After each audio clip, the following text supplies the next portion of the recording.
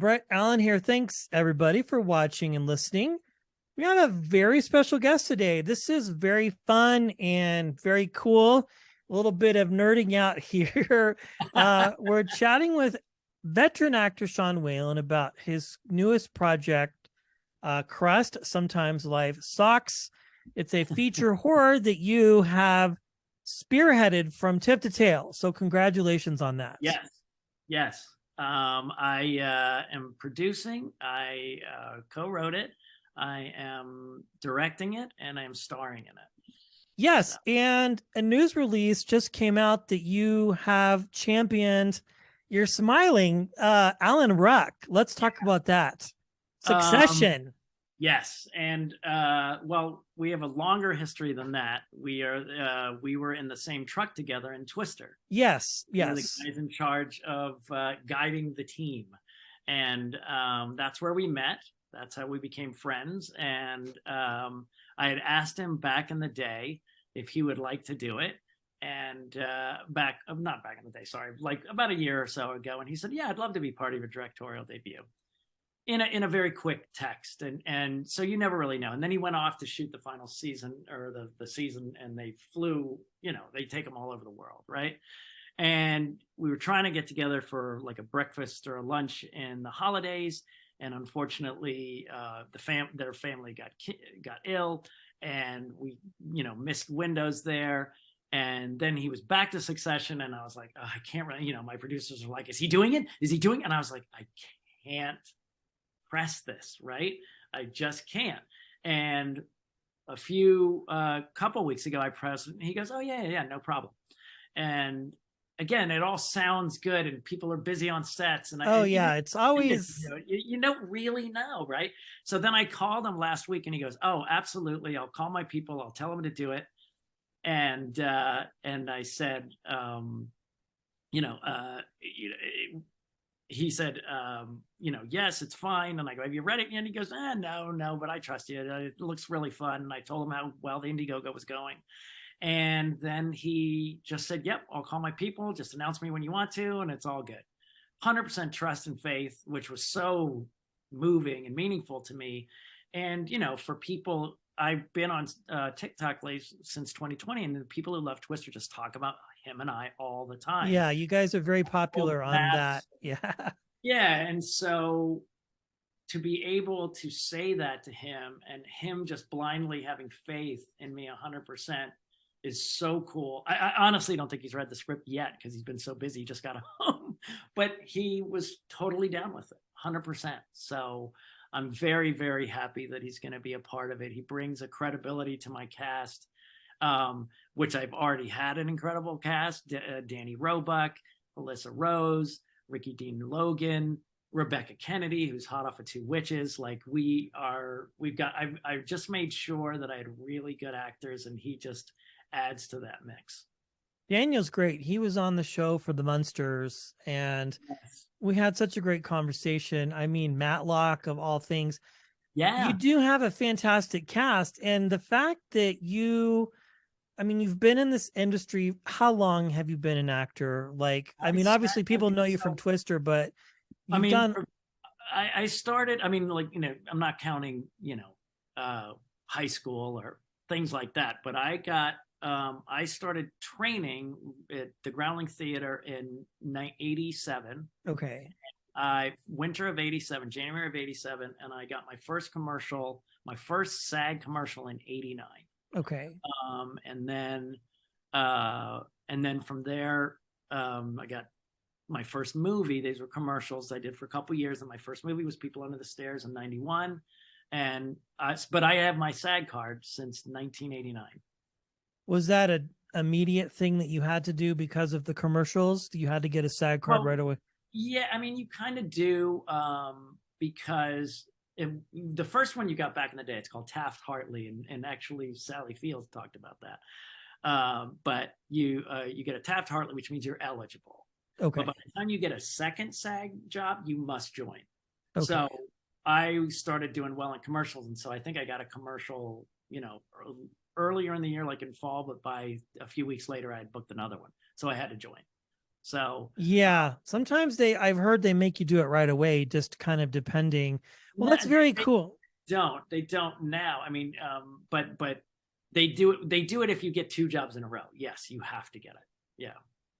So cool. Well, let's talk about CRUST. This is your baby. You've been working on this thing for quite some time. I recall you, I mean, you've been talking about it a lot. You have essentially, through the Indiegogo, financed this film on your own with the help of other people. We're not done yet. You always put a goal that this is the bare minimum you could actually, Yeah. but my goal has always been higher, around 100,000, and so and that's still very low for movie making. Yeah. um, but That's not but a lot of money. that's not a lot of money for making a movie. So we're still going strong. But back in 2015, I at the end of 2015, my wife and I had been separated. We had divorced, and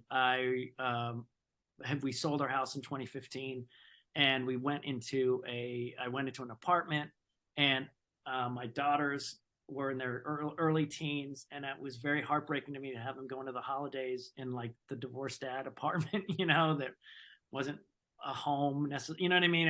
It didn't feel like a home. And we had done just so many cool things for Halloween and Christmas in our house, and very specific things that we just couldn't do anymore. I think the overwhelm of the move, I think the overwhelm of my new relationship, like they say, the 5 stressors are divorce, moving, new relationship. And I was, and there's 2 others, like I think death and whatever. And I had done 3 of them. And so it just got to me. I went into a depression and anxiety state for several months. And when I got out of it, I had a lot of feelings. I had a lot of anger and frustration, but not to anyone or anything in particular. And I had pitched this idea a long time ago. Someone was saying, oh, horror is expensive. And I literally, right off the cuff of my head, I said, why don't you do it in a laundromat where the guy takes the socks out of the laundromat and then, it turns into a sock monster. And I never thought about it again. This was like, I probably said that 5 years before this, like 2010. And then all of a sudden, I went and talked to some people, and they're like, you should add a pet. And I go, a pet? Like, I couldn't really get out of bed or put on my shoes, or I couldn't have cared for a pet. And I go, well, a pet that was super loyal and took care of all my problems and enemies, that would be cool. And then I just had those 2 ideas kind of coalesce and go, oh, I should do that sock monster movie. And then I went to do Ugly Sweater Party with Aaron Mento, who's an amazing indie filmmaker. He makes, please check out his stuff, Ugly Sweater Party. And that's where I met him. But he shot me out in a full day, put me on green screen, and I was throughout the whole movie as a ghost or whatever. It was so cool. And I thought, God, these guys are doing it. I have to do this. And so it just started to pour out of me. I just started writing that script, and it poured out of me. It was incredible. And I had my good friend for many years was there writing it with me, who was very tough on, logic and things working out. And I knew he'd be the perfect foil for this, because I knew I was going to just go, blah, and I did. And we just made, every time I write comedy with anyone, I've written with my good friend, Doug Van Bever. We've done some Lifetime stuff and things like that. And we did a play together.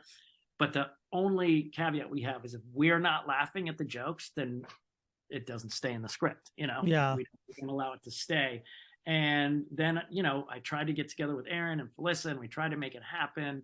And we just didn't know what we were doing. We tried to do an Indiegogo. We only got a few thousand. Luckily, I still have that info, so I can help the people who give the initial funding. And then it just went through iterations over the years. Other producers loving the script, but saying, change it, do this, do that. Sure. And the whole idea to me was, I'm not making it for the shelves of Walmart or international distribution, so it's hard to tell investors, I'm not making it for you to make a lot of money. I'm making it. That's what they don't want to hear. They don't want to hear that, but I say I'm making it for the people who love cult movies. I know Felicin has become one of my good friends because of Sleepaway Camp. Me and my friend Doug, who I mentioned earlier, we saw that in a movie theater in 82, or 83. And we loved it so much. We shared it with our family and friends, and I loved it. And my wife loves Rocky Horror Picture Show. And I came from People Under the Stairs, and these are all cult movies. But the people who love them love them. So I don't care if you don't like my movie. It's okay. It just doesn't mean it's for you. It's Right. not for you. This is for the person who comes home from their party, or they're home late at night and they have an adult gummy and or adult beverages and they're sitting around and they turn on this funny movie and the next week they go, dudes, you have to come over, or I got to come to your place and we have to watch this. It's so fun. That's who I'm making it for. And the horror community is just so into that. And when I was at a recent horror convention at Mad Monster Party, usually when you're making a new movie, they go, "Oh, I see you're making a new movie, and I'm glad so and so's in it, and I'm glad so and so's in it. I'm so glad so and so wrote it and directed." But everybody came up to me and said, "I'm so curious and excited to see this movie because I love the story." Mm. And it deals with mental health issues because the guy's depressed, and I may be partnering up with some mental health advocate kind of group that does entertainment to talk about that aspect of it. So it's very near and dear to my heart, and it's really touching a nerve with people because I think people want to see something new and fresh, and they're sick of the comic book movies, and they're sick of look at Cocaine Bear. It's like what everybody needs right now. Yeah, it's a great movie, by the way. I'm so excited to see it. I'm so mad at my daughter. She's making me wait till she comes home next week, and I'm like, because I want to see with a crowd, a bunch of people, because it seems like such a fun crowd movie. But I think that's what people are just looking for, fun, and engagement in that way. So and so early on as I kept going, I definitely had a moment where I talked to my manager and I said, "Listen, I'm gonna produce it. I'm gonna star in it. I co-wrote it." And he goes, "Yeah." And I go, "What?" And he goes, "No one cares unless you direct it." And I go, "Seriously?" And he goes, "Yeah, unfortunately." And I thought, well, I can't do it. But then I saw this documentary with Ron Howard, and he just said, actors should direct. Yeah. He said, because you know more than you think, but two, you're just afraid of the camera and the technical part. He goes, but A, you know more than you know, but B, just get a good director of photography and they will help you. And as I'm working with my director of photography, we're planning out each shot now because I have to get that out of the way. Then I have to get my actors all in line. And then I have to work on my acting. So to get all that stuff out of the way, so then when we shoot, we're as prepared as we can be. I am really realizing I know what I like. I'm having open frames. I'm shooting it in black and white, and open frames mean I'm not going to do a lot of close-ups and cutaways. There's going to be people actually having experiences right in front of you. Long takes of real dialogue happening in the moment. Like that's what we're going for.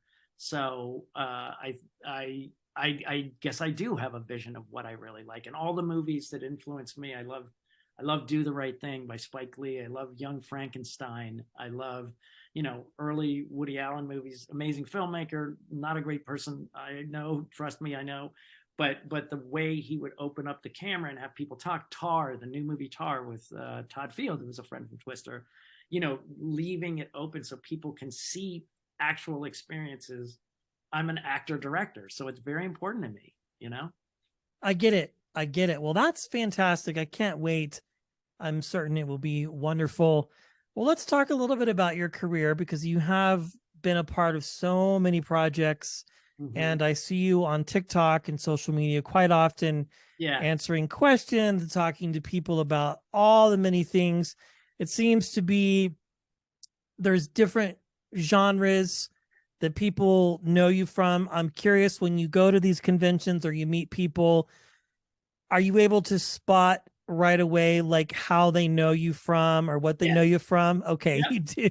When I walk, like if a woman in their 25 to 35, will see me and they go, "How do I know you?" And I go, "Never been kissed?" And they're like, "Yes." Or it's like a 20 something and I go, "How do I know you?" And I go, "Disney Channel." And they're like, "Yes." And then the African American community will come up and they're like, "How do I know you?" I say, "People under the stairs," or people with big black T-shirts and tats and piercings, and they go, "How do I know you?" I go, "People under the stairs." Like I know. And then there's the 40 and above crowd that knows you from Twister. Yes. And so okay. It's funny. Like I know how people, know me from different things. So, and I'm very blessed that way, I'm very blessed. That's cool. So to you're, have different genres. yeah, I mean, it just runs the gamut. So your current wife, did she know your work? Was she familiar? Because I know you She knew had of, her on before on your socials. That's why I ask. yeah. She knew, or I guess my mother-in-law loves Twister, and they would Okay. watch. Well, everybody does.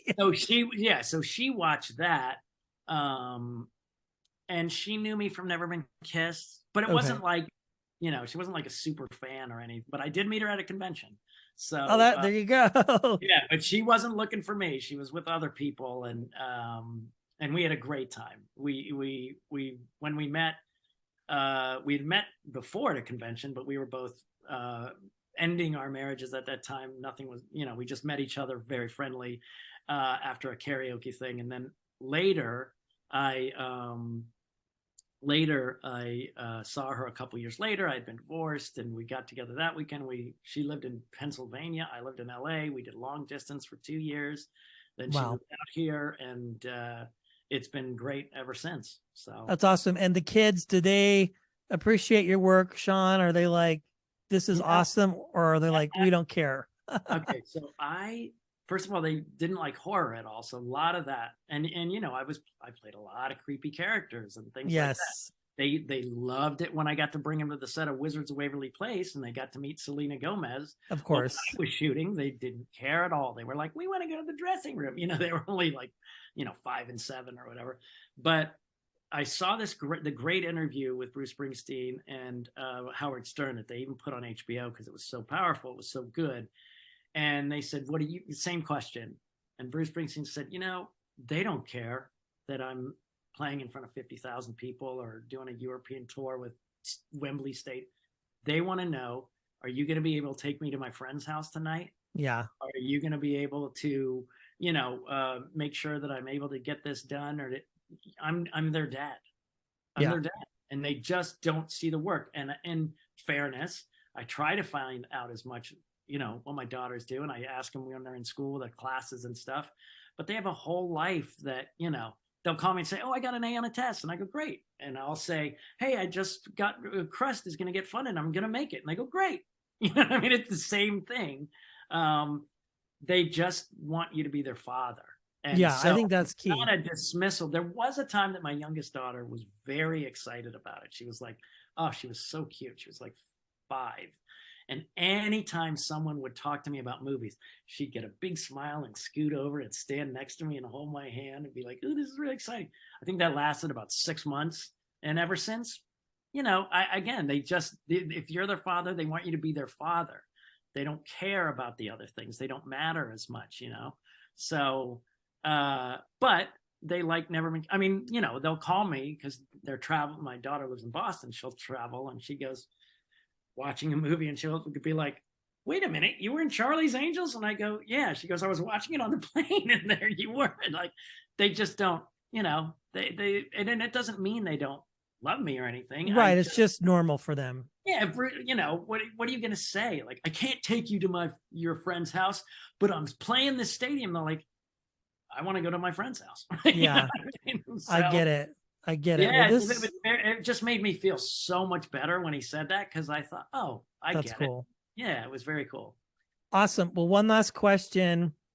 And I think you've probably been asked this a lot, but just for grins and giggles, what do you know about this Twister sequel? Do you know anything about it? What's the I deal? Is know it it's real? like, Is it like internet yes. rumors? Okay. No. It's definitely got a green light. It's starting in like a month, I think. Okay. Month, 6 weeks. I know that their casting has gone out and they're definitely looking for young 20 somethings, which that's what we were. I don't know if Helen's involved. I think she may be to some degree, but in terms of us, we haven't heard a thing, or I haven't heard a thing. So I do not think they're bringing back the old cast, or if they are, they're gonna, secretly slide it in. And but as of right now, I don't know. I don't think the original cast is in it at all, from my understanding. I may be wrong, but that's what I understand. I know fans are not happy about that, but you never know. But supposedly there was such a good script that Spielberg kind of greenlit it immediately and got it right into production. So that's always fun. But it bums me out that you wouldn't have us just pop in there for a second. But it doesn't, look, more power to him, and it's not going to change. I really don't think it's going to change the fandom for the original. No, you you can't beat it. You can't beat it. And me and Alan doing this movie together, this is our reunion anyway. Chef's kiss. Well, congratulations. It's been a true. Before you go, though, I want to say something, please. I would like to say this. We're not done. We want to make the movie, like I said, I want to make the movie for the fans who appreciated my horror and comedy through the years. But what I'd like to say is that since we're not done, you can still help us make the movie we want to make. Please go to Indiegogo.com and then put in CRUST, and you can get anything from $5 up to, several $100s if you want to get something cool from the movie. And also, if there's one called Special Thanks. Now it's $25, and that's, less than a movie at Olive Garden. Less than a meal at Olive Garden. $25, and you'll have your name on this hopefully historic cult movie for as long as it lives. But if I get 1,000 of those, my fans, I did a poll and said, would you rather see me get a man wax, body paint, or dress up and drag into a drag show?